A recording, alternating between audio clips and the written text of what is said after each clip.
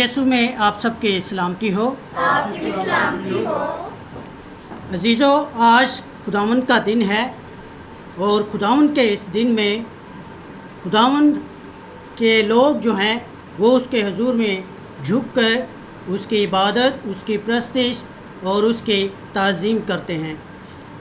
उसी मसीह यीशु की ताज़ीम अब तक होती रहे जो हम नाचीज़ गुनाहगारों को भी अपने हुजूर में झुकने का मौका देता है और अपने साथ बात करने का भी मौका देता है कि ताकि हम उसके साथ बात करें, उसके पाक कलाम को सीखें।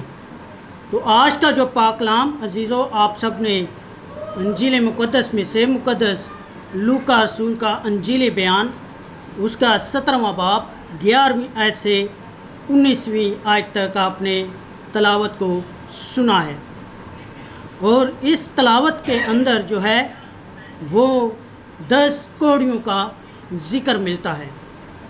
10 कोड़ी जो हैं वो शिफा पाते हैं, लेकिन उनमें से एक जो है वो आकर खुदा उनकी शुक्रगुजारी करता है। आज जो हम सीखेंगे, जो हमारा इस तलावत के हवाले से अनवान है, वो है कि कोड़ियों का पाक साफ किया जाना। आज हम इस अनवान पर कुछ देर के लिए सीखेंगे, लेकिन इससे पेशतर कि हम इस पाक कलाम पर अपना ध्यान लगाएं। आए हम सब अपने सरों को झुकाएंगे, दुआ मांगेंगे खुदावंद से कि खुदावंद हमें अपनी आसमानी अकल दिनाई अता करे, इस पाक कलाम को समझ सकें। है आसमानी बाप, तेरा शुक्र करता हूँ कि तूने मुझ नाचीज़ गुनाहगार को ये मौका दिया कि मैं तेरे हुजूर में तेरे पाक कलाम को तेरे लोगों तक पहुँचा सकूँ। है बाप, इस वक्त तू यहाँ पे मौजूद है और हमारी रहनुमाई और हिफाजत कर रहा है। है बाप, तेरा पाक कलाम जिस भी रूप में आया है असर दिखा के रहा है। तो आज तेरा पाक कलाम जो प्यार से बरे खुदावंद नाजिल हो, वो प्यार से बरे खुदावंद हमारे लिए, हमारी ज़िंदगी के लिए बायस से बरकत ठहरे और ईमान की मजबूती इससे हमें मिलती रहे। मसीह खुदावंद के नाम में आमीन। अजीज़ों, अगरचे यीशु की तालीम इनकलाबी और इंतहा दर्जे को पहुंची हुई थी, लेकिन उसमें दूसरों को मुतासिर करने और अपनी तरफ खींचने की कुव्वत थी। यहाँ तक कि बहुत सी भीड़ उसके पीछे हो लेती थी। सच्चाई अपना सबूत आप होती है। लोग उसे पसंद करें या ना करें, लेकिन कभी उसे भुला नहीं सकते। कोड़ी ईमान रखते थे कि खुदावंद हमें शिफा दे सकता है। उन्होंने यीशु को बुलंद आवाज़ से कहा, ए यीशु, ए साहिब, हम पर रहम कर। अजीज़ों, कोड़ एक तबाहकुन मर्ज है, दूसरों को लग जाता है और बाज़ किस्म का कोड़ इंसानी तौर पर नाकाबिले इलाज होता है। कोड़ी अछूत होते थे, अगर कोई उनसे छू जाता तो उसे भी कोड़ लग जाने का खतरा होता था। यहूदियों में कोहड़ी को छूने वाला शख्स रस्मी तौर पर नापाक हो जाता था। और कोहड़ी के बारे में यह भी लिखा हुआ है कलाम मुक़द्दस में, एबार के किताब 13वें बाब के 45वीं और 46वीं आयत के अंदर, कि जो कोड़ी इस बला में मुब्तला हो उसके कपड़े क्यों फटे और उसके सर के बाल बिखरे रहें और वो अपने ऊपर के होंठ को ढांके और चिल्ला चिल्ला कर कहे, नापाक नापाक। बस वो अकेला रहा करे, उसका मकान लश्करगाह के बाहर हो। अजीज़ों, ये एक ऐसी बीमारी है जो दूसरों में ट्रांसफ़र हो जाती है। तो अजीज़ों, आजकल जब हम देखते हैं تو کرونا وائرس بھی دیکھیں کہ شروع میں جب یہ وبا پھیلی تو لوگ ایک دوسرے سے الگ رہنا شروع ہو گئے، لوگ ایک دوسرے سے دور ہو گئے، اور ہم نے دیکھا کہ عبادت گاہیں بھی بند ہو گئیں، خداوند کے گھر کی طرف لوگوں کو جانے سے روک دیا گیا۔ اور یہی حال دیکھیں کہ کوڑ کے مرض کے میں جو مبتلا ہوتا ہے اس کے ساتھ بھی یہی ہوا کہ اس کو عبادت سے بھی الگ کر دیا گیا اور اس کو لشکر گاہ سے بھی الگ کر دیا گیا، اور اس کو حکم تھا کہ وہ اپنا الگ ایک گھر میں رہے اور اس کو اس گھر کے اندر بند کر دیا جاتا تھا۔ تو عزیزو، وہ بنی اسرائیل کی جماعت کے ساتھ مل کر جو ہے عبادت جو ہے کھلے عام نہیں کر سکتا تھا۔ خدا کا یہ کیسا عجیب فضل ہے جو مسیح کے وسیلے سے انسان پر ظاہر ہوتا ہے، اور مسیح ان لوگوں کے پاس جاتا ہے جو مایوس اور نا امید ہیں۔ وہ نہ صرف آسمان سے اترا بلکہ لشکرگاہ سے باہر بھی جاتا ہے تاکہ کوڑی بھی اس کے پاس آ سکیں۔ وہ اس کے پاس شہر میں نہیں آ سکتے تھے بلکہ اسے ہی باہر ان کے پاس جانا تھا۔ 10 کوڑی کیوں کر رحم کے لیے چلا سکے کہ ہم پر رحم کر، اے ابن داؤد ہم پر رحم کر۔ یہ صرف اس لیے ممکن تھا کیونکہ مسیح ان کے پاس گیا تاکہ ان کی اس تک رسائی ہو سکے۔ پرانے عہد نامہ کے دستور کے مطابق کوڑی کو پاک قرار دینے کے لیے کاہن جو ہے لشکرگاہ سے باہر جاتا تھا۔ احبار کی کتاب 14ویں باب کی 2 اور 3 آیت دیکھیے۔ احبار کی کتاب 14واں باب 2 اور 3 آیت کہ کوڑی کے لیے جس دن وہ پاک قرار دیا جائے، یہ شرع ہے کہ اسے کاہن کے پاس لے جائیں، اور کاہن لشکرگاہ کے باہر جائے، اور کاہن خود کوڑی کو ملاحظہ کرے اور اگر دیکھے کہ اس کا کوڑ اچھا ہو گیا ہے یا نہیں۔ تو کوڑی کے لیے یہ بڑا ایک مبارک دن ہوتا تھا کہ جب وہ کاہن کو ان قیمتی اشیاء کو لیے آتے دیکھتا تھا جو اس کے پاک قرار دیے جانے اور لشکرگاہ میں اس کی بحالی کی گواہی ہوتی تھی۔ کوڑی اس مخصوص طہارت کی جگہ پر لے جایا جاتا، وہاں سے ہو کر وہ لشکرگاہ میں داخل ہو سکتا تھا۔ کوڑی نہ صرف اپنے خیمے کو واپس آتا تھا بلکہ خدا کے مذبح کے پاس بھی حاضر ہوتا تھا جہاں سے اس کو دور کیا گیا تھا، جو مقدس کے دروازے کے پاس تھا۔ کوڑی کی شفا یابی کے لیے کیسا مبارک وقت ہوتا تھا۔ میرے اور آپ کے لیے بھی یہ نہایت قیمتی موقع ہو سکتا ہے جب ہم دور کے نہیں رہے بلکہ مسیح میں مسیح کے خون کے سبب سے نزدیک ہو گئے۔ خدا کی محبت اور فضل کس قدر بیان سے باہر اور بے انتہا ہے۔ مسیح کی قربانی کیسی عظیم اور کامل ہے۔ یہ نہ صرف نزدیک بلکہ دور کے لوگوں کے لیے بھی ہے۔ اس قربانی کا مقصد نہ صرف توبہ اور معافی ہے بلکہ مخلصی اور پاکیزگی بھی ہے۔ وہ نہ صرف باغی اور نافرمان کو خدا کی بادشاہی کے وارث بناتا ہے بلکہ کوڑی کو بھی پاک قرار دے کر کاہن کے برابر جو ہے کر دیتا ہے۔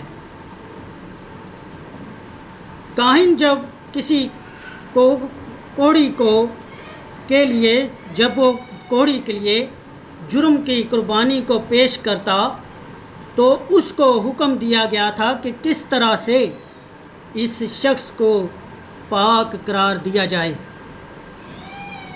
جب ہم احبار کی کتاب اس کا 14واں باب اور اس کے 14ویں آیت سے 18ویں آیت تک کا مطالعہ کرتے ہیں، احبار کی کتاب 14واں باب 14ویں آیت سے 18ویں آیت تک، اور کاہن جرم کی قربانی کا کچھ خون لے، اور جو شخص پاک قرار دیا جائے گا اس کے دہنے کان کی لو پر اور دہنے ہاتھ کے انگوٹھے پر اور دہنے پاؤں کے انگوٹھے پر اسے لگائے، اور کاہن اس لوج بھر تیل میں سے کچھ لے اور اپنی بائیں ہتھیلی ہاتھ کی ہتھیلی میں ڈالے، اور کاہن اپنی دہنی انگلی کو اپنے بائیں ہاتھ کے تیل میں ڈبوئے اور خداوند کے حضور کچھ تیل 7 بار اپنی انگلی سے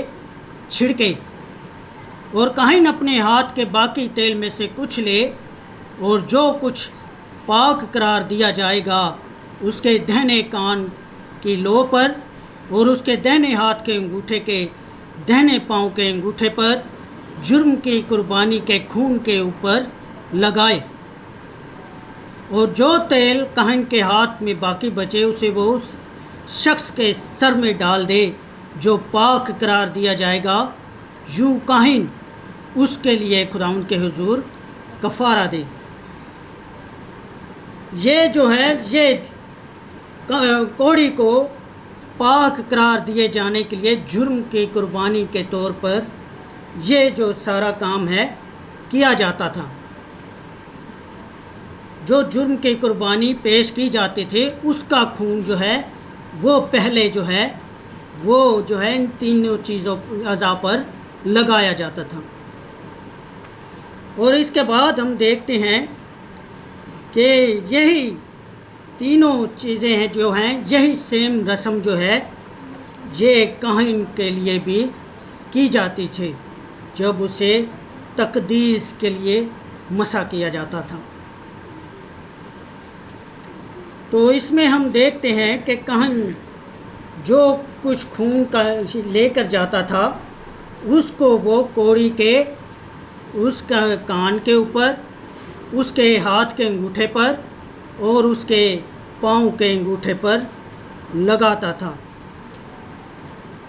اور اس سے ہم سیکھتے ہیں کہ جو اس کے اندر جو ہے تیل بھی جو ہے کاہن کے ہاتھ میں ہوتا تھا اس کے بائیں ہاتھ کے ہتھیلی کے اوپر، وہ بھی اس کو وہ ان تینوں اعضاء کے اوپر لگاتا تھا، یعنی کان کی لو کے اوپر، پھر اس کے ہاتھ کے انگوٹھے کے اوپر اور پھر پاؤں کے انگوٹھے کے اوپر۔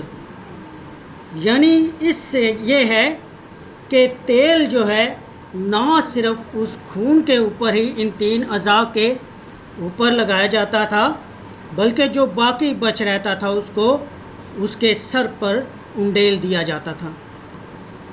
صرف پینتیکوس کے موقع پر ہی روح القدس کا بھرپور نزول نہیں ہوا ہے۔ تیل سے مراد اکثر ہم سنتے ہیں کہ روح القدس ہے۔ روح القدس کی رہنمائی اور مسح خدا کے سب فرزندوں پر ہوتا ہے۔ کوڑی جو ہے یہ گنہگار تھا، ایک گناہ کی وجہ سے بھی یہ بیماری انسان کے اوپر آتی ہے، تو یہ جو کوڑ ہے یہ بھی ایک گناہ کی علامت تھی۔ جو رسم کوڑی کو پاک صاف کرنے کے لیے ادا کی جاتی وہ کاہن کے لیے بھی ہوتی تھی، تو اسی سے جو اس بات کے اندر ہم سیکھتے ہیں کہ جو یہ بات ہے کہ جو اس کا نشان ہمیں دیا جاتا ہے کہ گنہگار کی مخلصی کے باعث ہی اس کی رسائی جو ہے اس بیرونی صحن میں ہے جو مقدس کا صحن ہے، اس کے اندر جو ہے اس کی رسائی ہے، بلکہ اب وہ مقدس میں آنے اور خدمت کرنے کا بھی حقدار ہے۔ اس اعلیٰ خدمت کے لیے ضروری ہے کہ خدا نہ صرف اس کا دل بلکہ اس کے تمام اعضاء بھی قبضے میں کر لیں۔ کان، ہاتھ اور پاؤں کے ذریعے بدن میں وہ ناپاکی آ جاتی ہے جس کے نتیجے میں گنہگار خدا اور اس کے لوگوں کی رفاقت سے خارج کیا جاتا تھا۔ ناپاکی اس غیر محفوظ دروازوں سے دل و دماغ میں گھس گئی اور ایسی عادات اور اعمال کے سرزد ہونے کا سبب بنی جن سے انسان گنہگار ہوا۔ مسیح کے کفارے کا مقصد یہی تھا کہ پاک کر کے اپنی خاص ملکیت کے لیے ایسی امت بنائے جو نیک کاموں میں سرگرم ہو۔ مقدس پولس رسول تیتس کے نام خط 2 باب کے 14ویں آیت میں یہ فرماتے ہیں، اور ہاتھ اور پاؤں کے انگوٹھے پر، کان پر جو خون لگایا جاتا تھا اس بات کی علامت ہے کہ وہ مسیح کی چھڑائی ہوئی ملکیت ہے اور صرف اس کے لیے محفوظ ہے۔ اب وہ مسیح کے سننے کا، کام کرنے کا اور چلنے کے اعضاء میں شامل ہے۔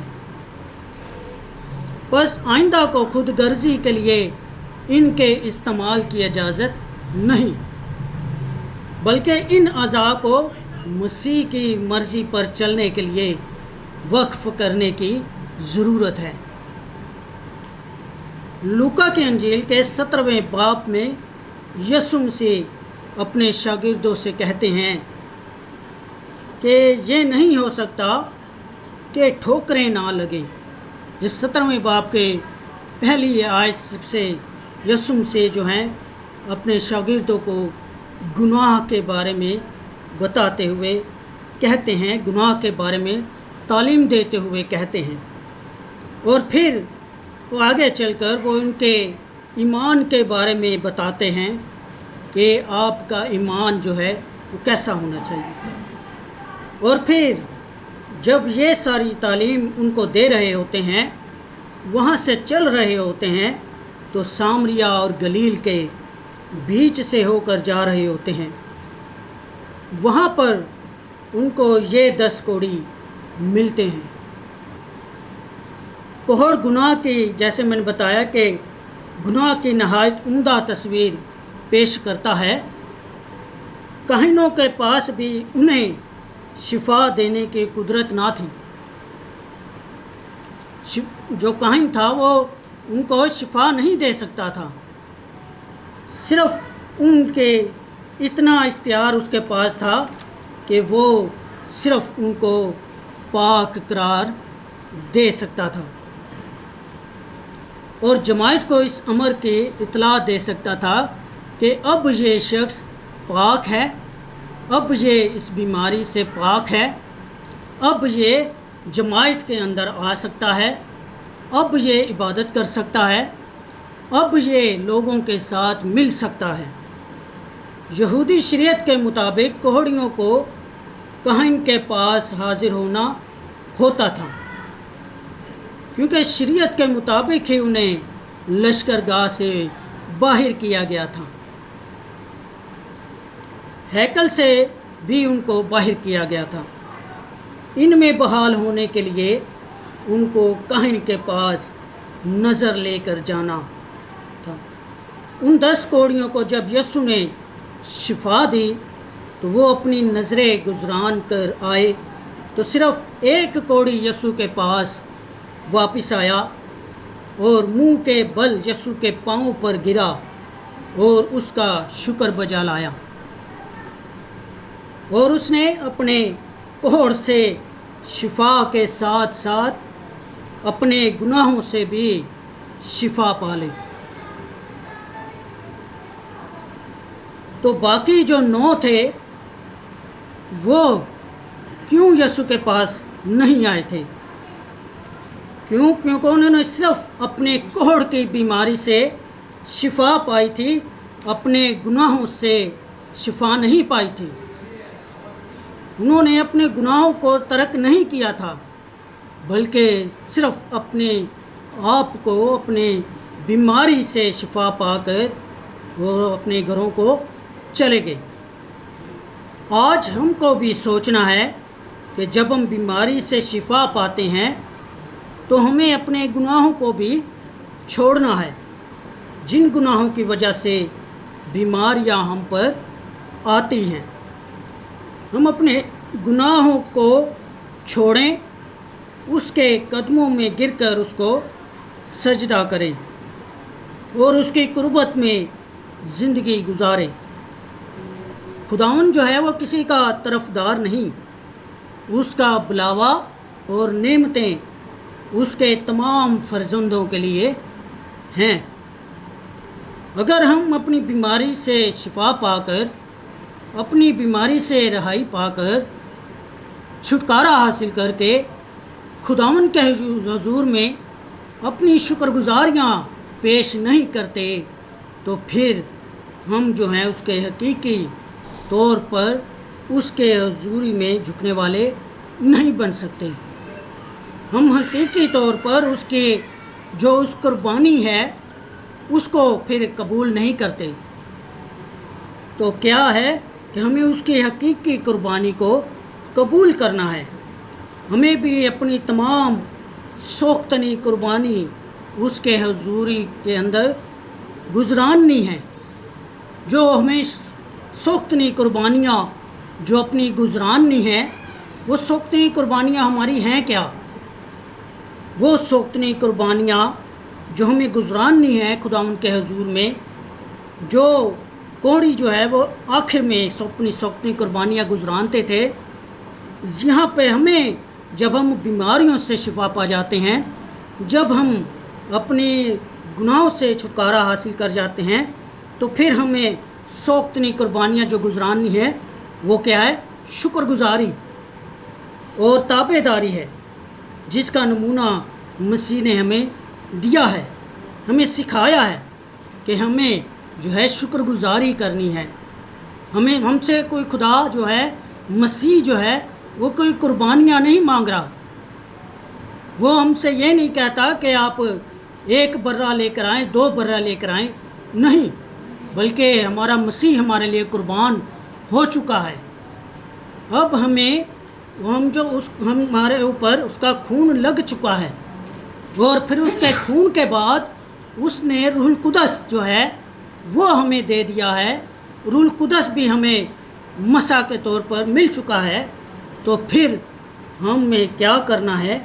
شکر گزاری کرنی ہے، تابع داری کرنی ہے، اس کے حضور کے اندر جھکنا ہے۔ جب ہم اس کے حضور میں اپنے آپ کو دے دیں گے تو پھر ہم خداوند کے حضور میں مکمل طور پر اپنی زندگیاں اس کے ہاتھوں میں دے دیتے ہیں، اور وہ ہمیں اپنے بیٹے اور بیٹیاں بنا لیتا ہے۔ خدا ہمیں ایسا کرنے کی توفیق دے کہ ہم اپنی شکر گزاریاں اس کے حضور میں پیش کرنے والے بنیں۔ خداوند آج کے کلام کے وسیلہ سے کثرت کے ساتھ ہمیں برکت دے، توفیق عطا کرے، اس پاک کلام کو دوسروں تک پہنچانے والے بنے۔ آمین۔